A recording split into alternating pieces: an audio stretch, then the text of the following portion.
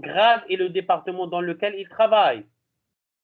Les informations portant sur la matière sont le nom, le code, le volume horaire, le nombre de crédits et le responsable de la matière.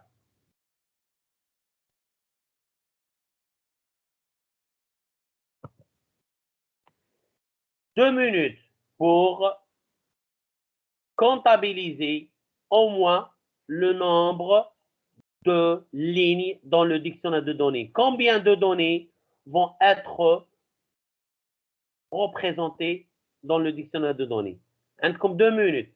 Est-ce que vous m'entendez?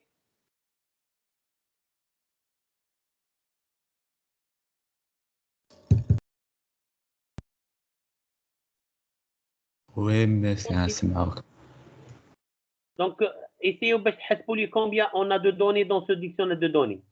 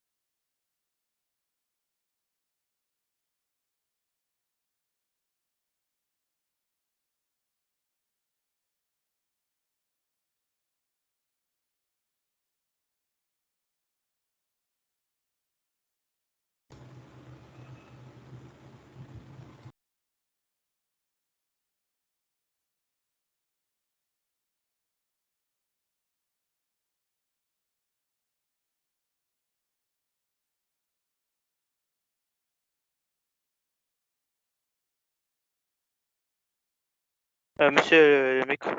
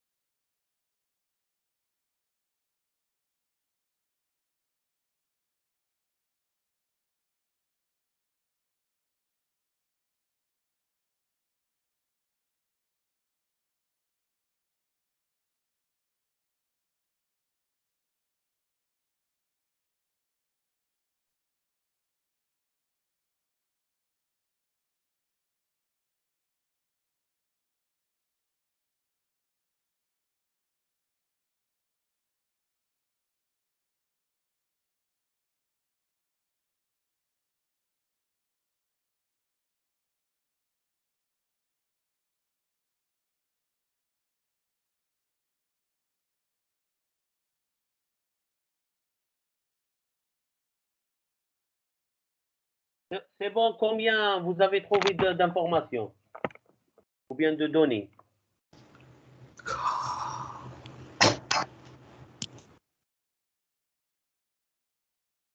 Combien?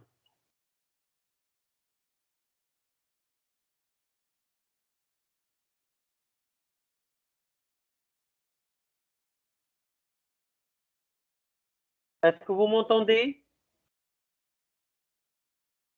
Oui, monsieur. Oui, Combien vous monsieur. avez trouvé?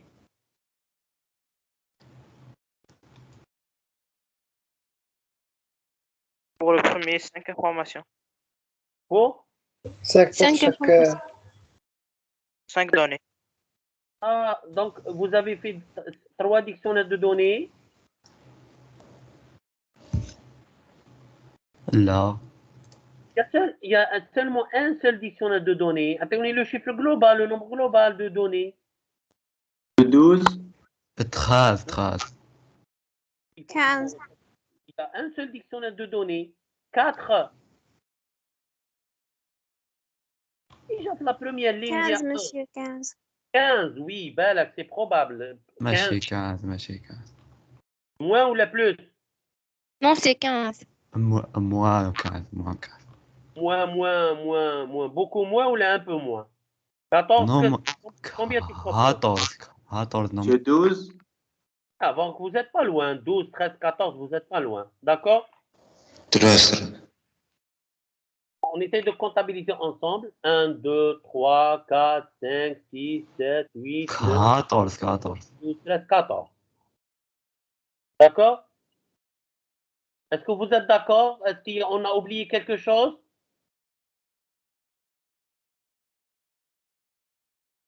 Bien sûr, Non. il faut revenir pour utiliser ensemble. Un étudiant identifié par un code. كل واحد يحسب وحده. راني نحسب أنا. Code. حسبوا بيديكم. Code. Le nom. Date de naissance. L'adresse spécialité. Déjà 5. Deuxième ligne. Code enseignant. Nom. Date de recrutement. Le grade et département. Déjà, on est à 10. On perd des Ouais. informations portant sur la matière. Le nom, le code, le volume horaire et le nombre de crédits et le responsable de la matière. 15. Je ne sais pas pourquoi j'ai pas mis le nom, le responsable de la matière. Quelque chose qui se répète ici. Ah, du département. C'est le code de la matière. Le code, le nom, le code, le volume horaire, le nombre de crédits. Ah, le code de la matière, je ne l'ai pas mis sur le tableau. Oui, c'est vrai. Donc, on a 5 pour chaque entité, entre parenthèses. Ah. On va parler entité, c'est quoi? L'étudiant, on a 5. L'enseignant, on a 5. Et la matière, en principe, on a 5. Est-ce que vous êtes d'accord? Ouais. Oui, 15 en total. 15. 15 en total. J'ai oublié le code de la matière. Donc, je vais le corriger par la suite. Alors, on a la première colonne, il y a les désignations ou bien significations. C'est des phrases formalisées par un langage naturel. Il ne faut pas trop calculer la colonne 1. La deuxième colonne, il y a des codes de ces données ou bien le nom de cette donnée. Donc, ça revient au même. C'est un code, c'est une abréviation qui va être utilisée par la suite en informatisation. Il y a le type, les choix que j'ai fait, le code étudiant, j'ai choisi un code numérique. Pour le nom, un texte, date de naissance, date, adresse texte, code enseignant aussi. J'ai choisi des codes numériques. C'est un choix. Vous pouviez aussi vous choisir type texte pour le code. Hein. C'est pas une règle. D'accord?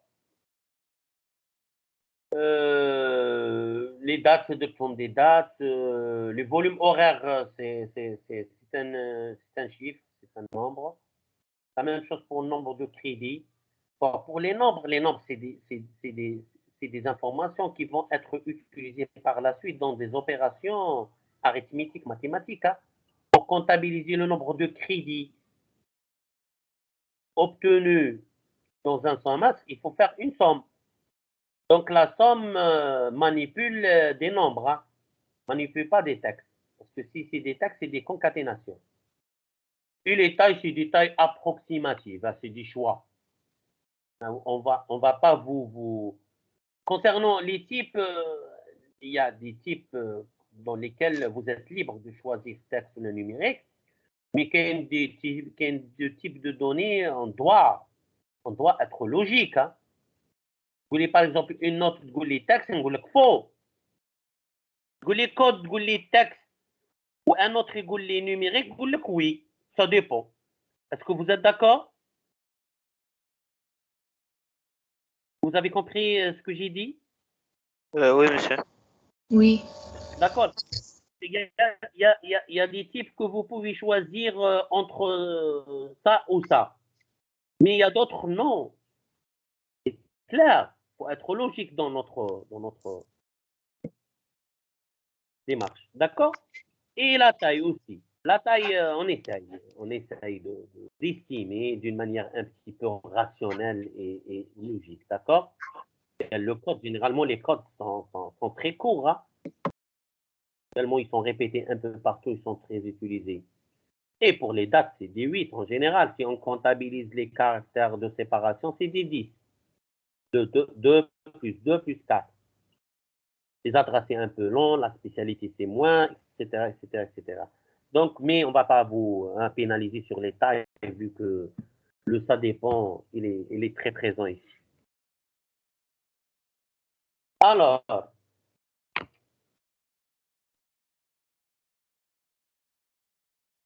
composer et décomposer. Bon, je pose une première question. Maintenant, je suis en train, dans la phase d'amélioration de mon dictionnaire de données. Ça est le dictionnaire de données là. Maintenant, je suis en train de l'épurer. Ça sera là, base de données. Alors, peut-on décomposer? On prend un exemple du nom. Si le nom contient 2 informations, à savoir le nom et le prénom, est-ce que vous préférez mettre 2 informations ou bien seulement une seule information qui contient les 2?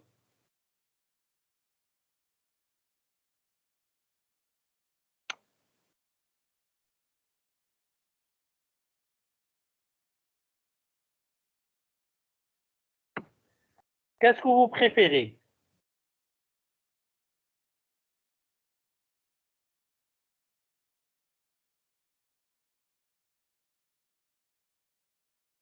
Est-ce que vous m'entendez? Oui, monsieur. Parce que كيما تجاوبونيش نقول بالك connexion ولا. Parfois, il supprime de la réunion. C'est pour ça. Je n'entends pas toutes les questions. والله ما il y a une coupure في الهضره تاعك. Peut-être parfois, il vient de me supprimer de la réunion. Je suis obligé de revenir à chaque fois. كيفاش؟ Je viens de me supprimer de la réunion. Je sais pas qui, mais c'est la 4e fois ou la 5e fois que je.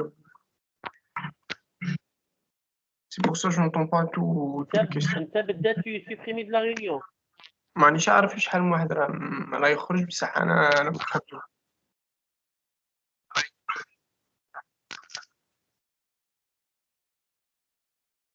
راك تخرج من لا réunion بعد تعاود ترجع راهم يخرجوك من لا réunion.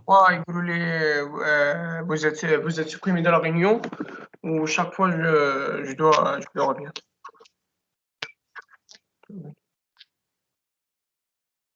ومن بعد والله نكملوا لا séance ان شاء الله من بعد on va voir je vais essayer de paramétrer un petit peu. Okay. معليش من بعد je vais essayer de régler هذا le problème تاع les droits que en principe j'ai la possibilité de de limiter les droits à l'audience.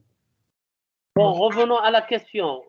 Concernant la décomposition, la composition, j'ai donné l'exemple du nom qui contient le nom et le prénom, et j'ai donné aussi l'exemple de l'adresse qui peut être composée aussi de 4 informations, le numéro, la rue, la ville et le pays. Bon, on a la réponse à cette question, peut-on décomposer ou non? On a la réponse, c'est ça dépend. Ça dépend. Si vraiment, bien sûr, on aura besoin d'une information indépendante du nom et de l'information indépendante du prénom, par exemple, dans le cas où on veut, par exemple, faire des traitements particuliers sur les noms, soit des classements, soit des tris, soit des rassemblements par famille, etc. Dans ce cas, on est obligé de séparer, de décomposer l'information nom en 2 informations, à savoir le nom et le prénom. Ça veut dire, Anaya,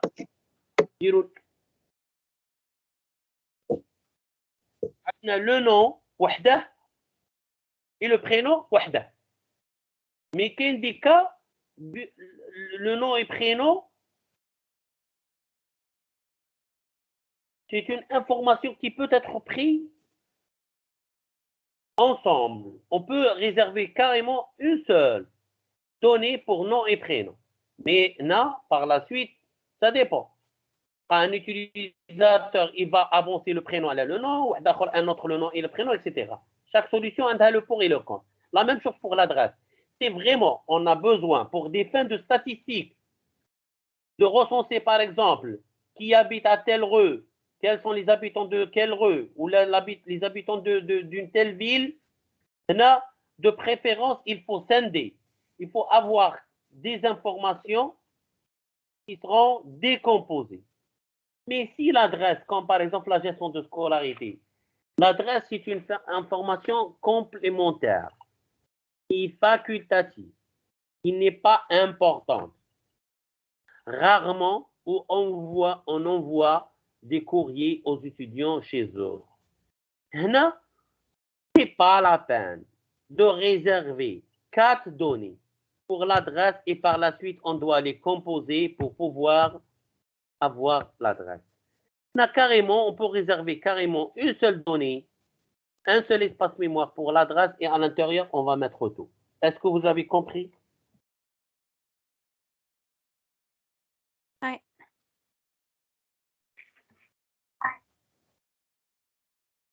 Alors, est-ce qu'on peut décomposer encore le prénom? Des fois, la même personne, elle peut avoir plusieurs prénoms. Prénom 1, prénom 2, etc. Donc, tout dépend. Si vraiment il y a un traitement particulier qui va être fait sur les prénoms, oui, là, on doit décomposer davantage. Mais si le prénom, Maryam, Raja, Abdelmonem, Mohamed, d'accord? Si, c'est-à-dire, c'est une information qui est utilisée, mais d'une manière un petit peu globale. Donc, ce n'est pas la peine de scinder, avoir plusieurs prénoms. Seulement un prénom et à l'intérieur, on va mettre tout. Mais je ne suis pas en train de vous orienter vers une solution. Je suis en train de vous expliquer que tout dépend du contexte, tout dépend des besoins, tout dépend de la situation. On va choisir de décomposer une information ou ne pas la décomposer. De même pour la rue. La rue, la cité, le quartier, le bâtiment, le boulevard, etc. De même pour la date de recrutement. On peut avoir la date comme une information complète, comme on peut l'avoir décortiquée en 3 informations.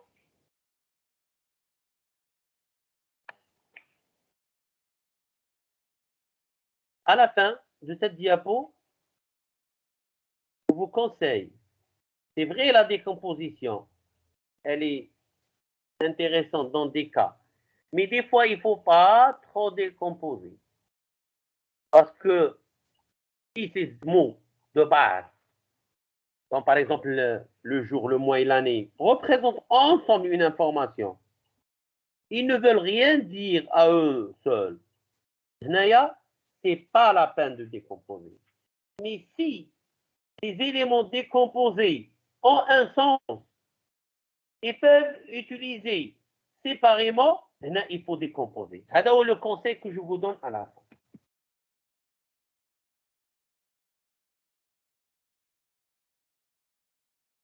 Donc, comme je l'ai dit précédemment, s'il y a vraiment des traitements spécifiques à ces données indépendantes, là, oui, c'est intéressant de décomposer. Alors, si on applique les règles d'épuration qu'on a présentées précédemment, quelles sont les données qu'on doit supprimer ou bien corriger?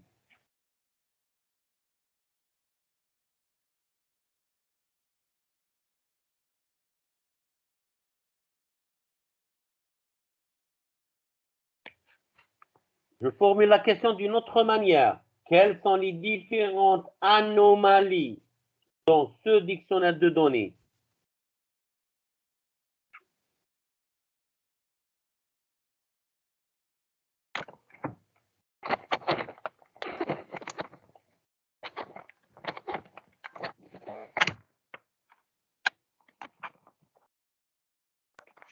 Il est bien ce dictionnaire de données?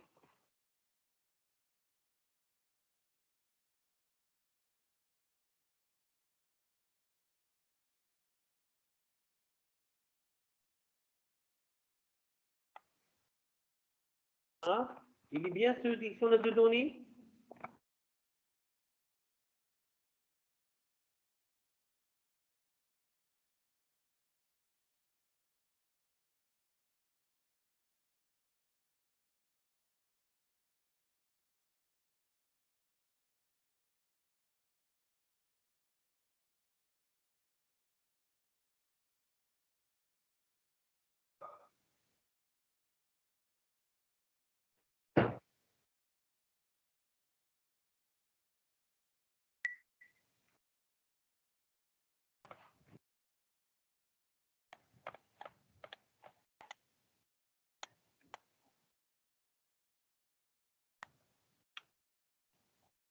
Allô, allô? تسمعوني؟ Oui, mais il y en a qui marrent. راكم تسمعوني؟ D'accord. وتقوم هذا اللي dictionnaire de données.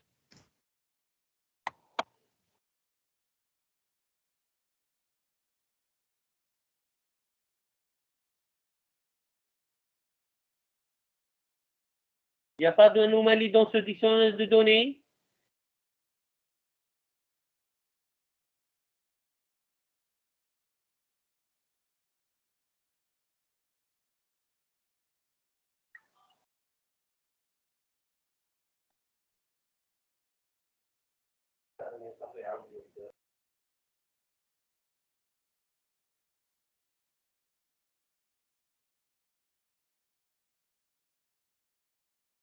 Est-ce que vous m'entendez?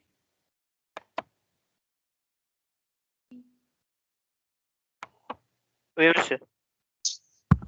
Alors, vu que vous ne m'avez pas répondu, je dois répondre. Hein. Cette phase, elle est aussi importante. Dans la phase de construction du dictionnaire de données, la première phase, c'est recueillir toutes les données et les organiser dans un tableau structuré. La deuxième phase, c'est nettoyage et l'épuration. Je vais commencer par, premièrement, corriger le problème de synonymes, bien de polysème. On a deux informations différentes qui ont le même nom ou bien le même code, à savoir code étudiant et code enseignant. Est-ce que vous êtes d'accord? Oui, monsieur. C'est pas normal. On doit changer ces abréviations. Non, Code étudiant, code enseignant. Deuxièmement, le nom étudiant, le nom enseignant. Deuxièmement, le nom de la matière, responsable de la matière. Nom de la matière, oui. Et voilà. On avait le nom Le nom, on avait le nom une fois dans le nom étudiant, une fois le nom enseignant, une fois le nom de la matière et une fois responsable de la matière. Alors, on va corriger tout ceci pour avoir des noms différents.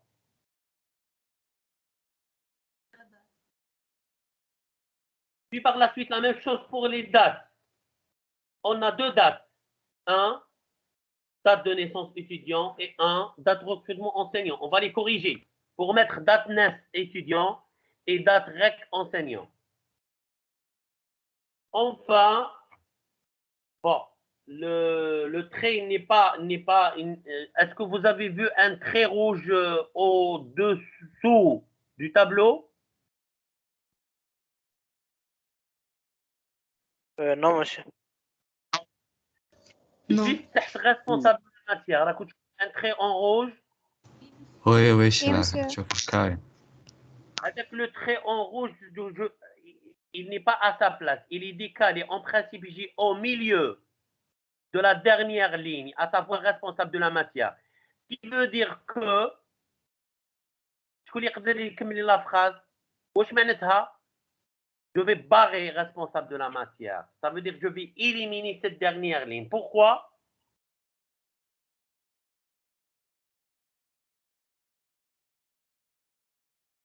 Ce n'est pas une donnée. Non, ce n'est pas la bonne réponse. Ce n'est pas nécessaire. Ce n'est pas nécessaire. Mais pourquoi ce n'est pas nécessaire? Le même يتعاودوا avec quoi? Non enseignant. Avec non enseignant. Exactement. Donc là, je suis en train d'appliquer la règle éviter ou bien éliminer les redondances. La première, c'était, on a appliqué la règle éviter les polysèmes. Maintenant, éliminer ou bien éviter les redondances ou bien les synonymes. Parce que le responsable de la matière, en fait, c'est un enseignant. Donc, avoir d'un côté le nom de l'enseignant et d'un autre côté le nom de responsable de la matière, ce n'est pas intéressant. C'est pour cela, à cette phase, on est obligé de faire cette analyse et ce traitement particulier en éliminant toute information qui est en plus. Qui nous donne un dictionnaire de données donc, qui est modifié avec une ligne en moins. D'accord? Monsieur, Oui. Le cours l'a enregistré? Oui. Non? Le cours l'a enregistré? Oui, en principe, on a lancé l'enregistrement. S'il n'y a pas Ouais. un étudiant qui a arrêté l'enregistrement. Il est en train d'enregistrer. Ouais, parce que Rideau déjà. Hein? Rideau déjà l'enregistrement a des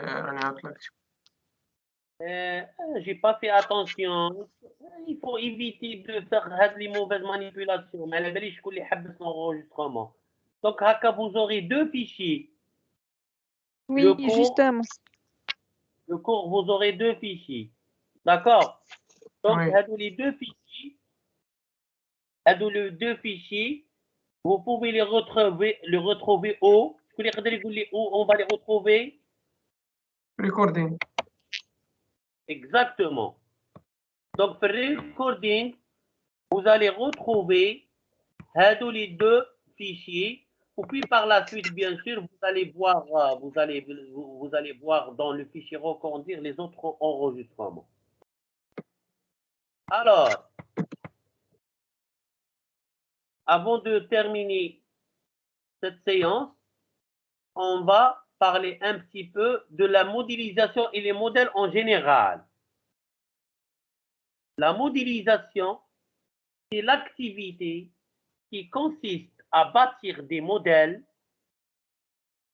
soit pour décrire un SI existant, Là, on est en train de faire de l'analyse, soit pour élaborer un nouveau système d'information, c'est le cas le plus fréquent, et il y a, dans ce cas, on est en train de faire de la conception.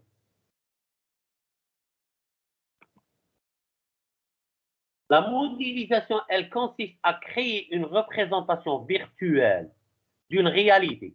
Il y a une réalité, il y a un travail qui se fait, il y a des traitements qui se font, il y a une gestion, il y a une activité, quelque part, un magasin, un cabinet médical, un service dans une administration, un bureau d'un avocat ou bien d'un notaire, il y a un travail qui se fait. Là, qu'est-ce qu'on va faire? On s'intéresse à créer une représentation virtuelle de cette réalité de telle façon à faire ressortir les problèmes auxquels là, on s'intéresse. Donc, en général, le réel à modéliser à n'importe quelle forme et le processus de modélisation va nous permettre de sortir des modèles, bien sûr, dans le but d'informatisation dans le futur. On prépare le travail à être pris en charge par la suite par les machines. Vu que les machines travaillent, sont alimentées par du courant, et le courant, il n'a que deux positions, soit il passe, soit il ne passe pas, on est obligé de modéliser tous nos problèmes pour pouvoir les traiter d'une manière informatique. Alors, c'est quoi un modèle? Un modèle, c'est une représentation d'un système. Un système, il existe, ou bien il va exister dans le futur. Là, on va le représenter. Le but de cette représentation, c'est faciliter la compréhension. Maintenant, lorsque j'établis un plan, ou bien un tableau, ou bien un graphe, ou bien une carte, je vise la facilitation. Et bien sûr, chaque modèle, il va mettre en évidence certains aspects et ignore d'autres, comme par exemple le plan. Le plan architectural, le plan de ferraillage, les cartes par exemple, les cartes géographiques, des cartes économiques, des cartes politiques, des cartes météorologiques, etc. Donc, des cartes qui s'intéressent à la météo, les différents climats, les différentes zones réparties géographiquement. Et des cartes ils s'intéressent à la politique, par exemple, d'accord? Les départements, l'organisation, les systèmes qui gèrent ces départements, etc. Donc, demain pour nous, si je récapitule les modèles proposés par Meurice pour concevoir un système d'information dans un tableau à 4 colonnes, je peux dire que Meurice, elle propose une démarche pour concevoir un système d'information à 3 niveaux, qu'on appelle le cycle d'abstraction. Le niveau conceptuel, je suis dans la première colonne. Le niveau logique ou bien organisationnel et le niveau physique ou opérationnel. Elle traite, elle distingue entre les données et les traitements. Pour chaque aspect du système d'information, soit statique, c'est les données, c'est data, soit dynamique, c'est les traitements, c'est les programmes, d'accord? Elle propose des modèles. Pour le niveau conceptuel, Meurice propose le MCD pour représenter les données et propose le MCT pour représenter le traitement. Modèle conceptuel de données et modèle conceptuel de traitement. On répond à la question quoi? Pour le niveau logique organisationnel, pour représenter les données, elle propose le modèle logique de données et les traitements, le modèle organisationnel de traitement. On s'intéresse à répondre à la question qui, quand et où. Et enfin, le niveau physique et opérationnel sur La partie données, c'est le modèle physique de données. Et sur la partie traitement, elle propose le modèle opérationnel de traitement. C'est à peu près le squelette de le logiciel, la partie applicative. Et le modèle physique de données, c'est le squelette de la base de données. Les deux parties composent le système d'information automatisée. Dans cette dernière phase, on répond à la question comment.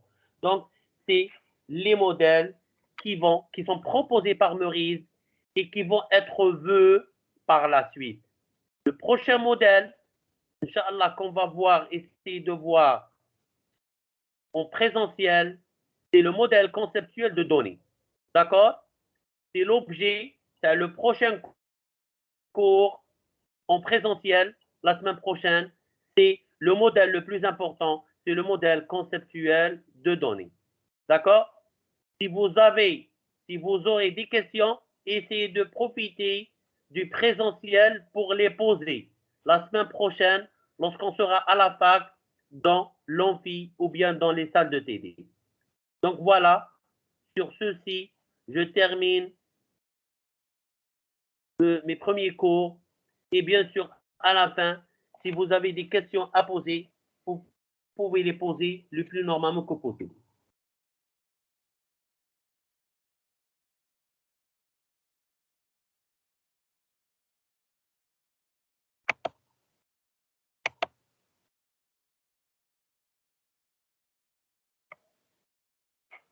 On lève la séance, on l'achève.